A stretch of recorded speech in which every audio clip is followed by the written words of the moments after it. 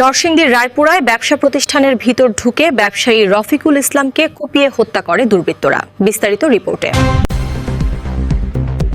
নরসিংদীর রায়পুরায় ব্যবসা প্রতিষ্ঠানের ভেতর ঢুকে রফিকুল ইসলাম মুন্সি নামে এক ব্যবসায়ীকে কুপিয়ে হত্যা করেছে দুর্বৃত্তরা। শনিবার ২৩ মে রাত আনুমানিক ৯টা থেকে ১০:৩০টার মধ্যে উপজেলা মির্জানগর ইউনিয়নের হাটুভাঙ্গা রেলগেট সংলগ্ন ভাই ভাই এন্টারপ্রাইজে এ ঘটনা ঘটে। নিহত রফিকুল ইসলাম ওই এলাকার মৃত শাহরাজ খলিফার ছেলে। তিনি হার্ডওয়্যার ও টাইলসের মালামালের ব্যবসা করতেন। নিহত ব্যবসায়ী রফিকুল ইসলামের স্ত্রী লিজা বেগমের বরাত দিয়ে রায়পুরা থানার ভারপ্রাপ্ত কর্মকর্তা ওসি মুজিবুর রহমান জানান, প্রতিদিনের মতো শনিবার রাতে ব্যবসা প্রতিষ্ঠানের কাজ শেষে রাত ৮:৩০ থেকে ৯টার মধ্যে বাড়ি ফেরার কথা ছিল রফিকুল ইসলামের। তবে রাত ১০টা পেরিয়ে গেলেও বাড়ি না ফেরায় তার স্ত্রী দোকানের দিকে যান। সেখানে গিয়ে তিনি দেখেন দোকানের শাটার নামানো থাকলেও তালাবদ্ধ ছিল না। পরে ভেতরে প্রবেশ করে তিনি তার স্বামীর রক্তাক্ত মরদেহ পড়ে থাকতে দেখেন। পরে খবর পেয়ে রাতেই সেখানে পুলিশ পাঠানো হয়।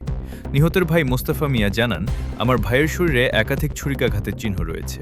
কে বা কারা তাকে দোকানের ভেতর নির্মমভাবে হত্যা করেছে এ ব্যাপারে কিছুই জানি না। প্রশাসনের কাছে দাবি, হত্যার রহস্য উদ্ঘাটন করে দ্রুত অপরাধীদের আইনের আওতায় আনা হোক।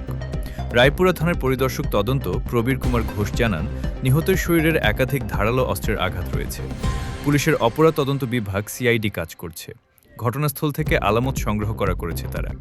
দোকানটি আশপাশে সিসিটিভি ক্যামেরার ফুটেজ বিশ্লেষণ করা হচ্ছে। দ্রুতই জড়িতদের শনাক্ত করে আইনের আওতায় আনা হবে। তবে এ ঘটনায় এখনও ভুক্তভোগী পরিবারের পক্ষ থেকে থানায় অভিযোগ করা হয়নি বলে জানান। ওটার ভিতরে আমার ভাই দোকানে ছিল, কারা এবং কাহারা তারা পিছনে নিয়ে নির্মমভাবে হত্যা করছে এটা আমরা জানি না, এবং আমরা অনেক পরে খবর পাইছি গাড়ি থেকে, যখন তার বউ খাবারের জন্য ফোন দিতেছে, ফোন কেউ রিসিভ করে না, তখন ওই এরা দৌড়ে আইসা চাই অবস্থা।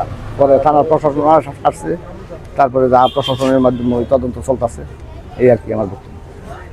আচ্ছা, এবং ওনার সাথে কি কারো কোনো পূর্ব শত্রুতা ছিল কিনা, পূর্বে কোনো কারোর সাথে কোনো ঘটনা ছিল কিনা? এটা যেহেতু প্রশাসন আছে, প্রশাসন তদন্ত করবে, তদন্ত করে প্রশাসন দেখবে।